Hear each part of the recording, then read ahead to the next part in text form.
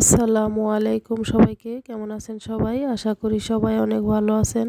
আমিও ভালো আছি আলহামদুলিল্লাহ। এখানে একটা তাল নিয়ে নিছি। তালটা ধুয়ে বড় একটা প্লেটে নিয়ে নিছি। আর তালের উপরে খোসাটা এখন তুলে ফেলে দিব।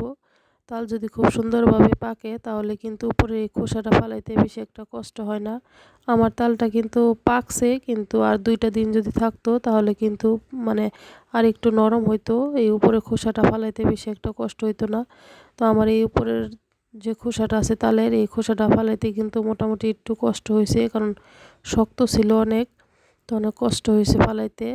তাল যদি পুরোপুরিভাবে পেকে যাইতো, মানে আরও ২টা দিন থাকতো, তাহলে তখন নরম হয়ে যাইতো, তখন আর ফালাইতে বেশি একটা কষ্ট হইতো না। তো এই তো আমি এভাবে করে কিন্তু পুরা তালের যে খোসাটা আছে এটা তুলে ফেলে দিব।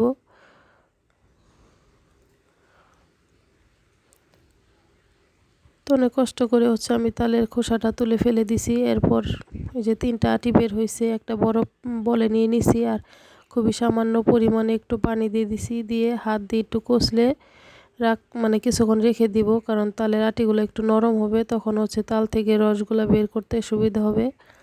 তো আমি যে এরকম একটা ছাঁকনি নিয়ে নিছি, এর ভিতরেই তালের একটা আটি নিয়ে এরকম করে ঘষলেই দেখবেন খুব সুন্দরভাবে তাল থেকে আর কি রসটা বের হয়ে যাবে। যে কোনো ছাঁকনি দিয়ে আসলেও করা যায়, তালের রস বের করতে বেশি একটা কষ্ট হয় না।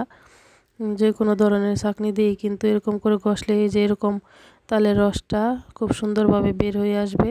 তো এই তো আমার তালের রসটা বের করা হয়ে গেছে। এখন আমি পিঠাটা বানাবো। আর তালের রসটা যেহেতু মোটামুটি মিষ্টি থাকে, মিষ্টিটা আপনারা যে যেরকম খেতে চান ওই পরিমাণ মিষ্টি দিয়ে দিবেন আর কি, চিনি। তো আমি এখানে আমার স্বাদ মতো চিনি দিয়ে দিছি, আর নারকেল কুড়ানো দিয়ে দিলাম ১ কাপ, আর হাফ কাপ দিয়ে দিছি মানে ছোট ছোট কিউব করে কাটা। এরপরে স্বাদ মতো লবণ দিয়ে দিলাম। এখন আমি চালের গুঁড়িটা দিয়ে দিব। আমি মেজারমেন্টের যে কাপ আছে ওই কাপ দিয়ে ৩ কাপ চালের গুঁড়ি দিয়ে দিলাম, আর ২ কাপ আমি ময়দা দিয়ে দিব। তো আমি কিন্তু ৩ কাপ চাউলের গুঁড়ির সাথে ২ কাপ ময়দা দিয়ে দিলাম। আর মানে আপনারাও এরকম চাউলের গুঁড়ি যা দিবেন তার ৩ ভাগের ২ ভাগ ময়দা দেওয়ার চেষ্টা করবেন, তাহলে পিঠাটা কিন্তু খেতে খুবই ভালো লাগে। মানে উপরে একটু মচমচা হয় আর ভিতরেরটা খুবই সফট নরম তুলতুলে হয়, পিঠাটা খেতে অনেক ভালো লাগে। তো আমি সব কিছু দিয়ে এখন হাত দিয়ে ভালো করে একটু মাখিয়ে নিব সব কিছু। তো এরপর কিন্তু আমি এখানে আরও ২ কাপের মতো চাউলের গুঁড়ি দিয়ে দিব।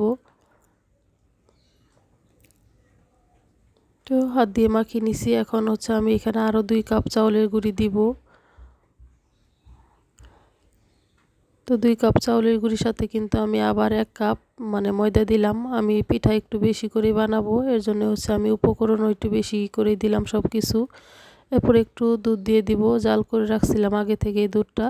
তো একটু দুধ দিয়ে দিলাম। আপনারা চাইলে কিন্তু এখানে দুধ দিতেও পারেন, আবার পানিও দিতে পারেন। আর চাইলে কোনো কিছু না দিয়ে শুধু মানে তালের রস দিয়েই কিন্তু পুরাটা ব্যাটার গুলায় নিতে পারেন, কোনো সমস্যা নাই। তো আমি একটু দুধ দিয়ে তারপরে হাত দিয়ে খুব ভালো করে সব কিছু মাখিয়ে নিলাম।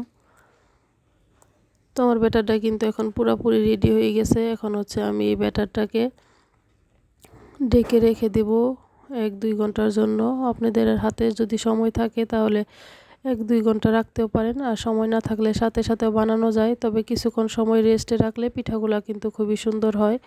তবে ২ ঘন্টার জন্য রেস্টে রেখে দিছিলাম। এরপর ২ ঘন্টা পর আমি পিঠাগুলা বানানোর জন্য আসলাম। প্লেটটা তুলে নিলাম, আর আমার ব্যাটারটা দেখেন খুব সুন্দর স্মুথ হয়ে আছে একেবারে। আমি হাত দিয়ে আর একটু ভালো করে সব কিছু মিশিয়ে নিয়ে এরপর আমি ভাজতে চলে যাব।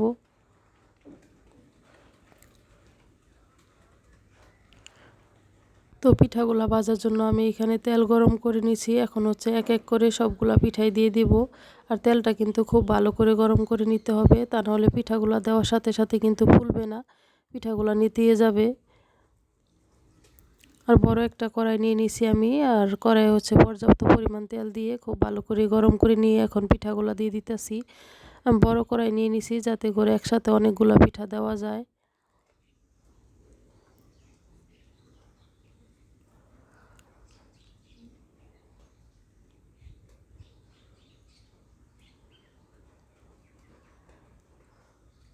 তো আমি সবগুলা পিঠাই এক সমান করে দেওয়ার চেষ্টা করছি। তো পিঠাগুলা দিয়ে আমি কড়াইটা ধরে এভাবে করে একটু জাকিয়ে দিব, যাতে করে সবগুলা পিঠা খুব সুন্দরভাবে ফুলতে পারে।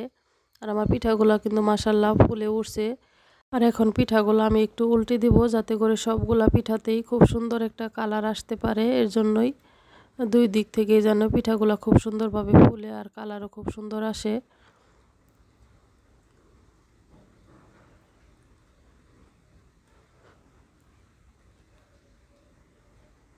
তো আমি সবগুলা পিঠাই কিন্তু খুব সুন্দর করে উল্টে দিছি আর পিঠাগুলাতেও কিন্তু খুব সুন্দর একটা কালারও চলে আসছে। এখন আবার একটু উল্টে পাল্টে দিয়ে এরপর হচ্ছে আমি পিঠাগুলা তেল জড়িয়ে তুলে নিব। পিঠাগুলো কিন্তু খুব সুন্দরভাবে ফুলে উঠছে আর কালারটাও খুব সুন্দর হয়েছে পিঠার। তো পিঠাগুলো হচ্ছে আমি তেল জড়িয়ে তুলে নিলাম। এখন বাকি যে পিঠাগুলো আছে ওইগুলো হচ্ছে আমি এভাবে করেই এক এক করে সবগুলা পিঠা দিয়ে দিব।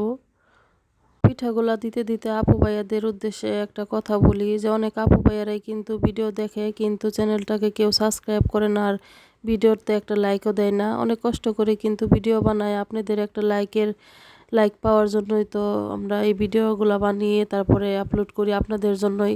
তো আপনারা এত কষ্ট করে দেখেন, আপনাদের কাছে তো আমরা তেমন কিছু চাই না, টাকা পয়সা ধন সম্পদ চাই না, শুধু একটা লাইক দিয়ে দিবেন ভালোবেসে আর একটু চ্যানেলটাকে সাবস্ক্রাইব করে একটু পাশে থাকবেন, একটু সাপোর্ট করবেন। আপনাদের সাপোর্ট ভালোবাসা পেলেই তো আমরা সামনের দিকে এগিয়ে যেতে পারবো।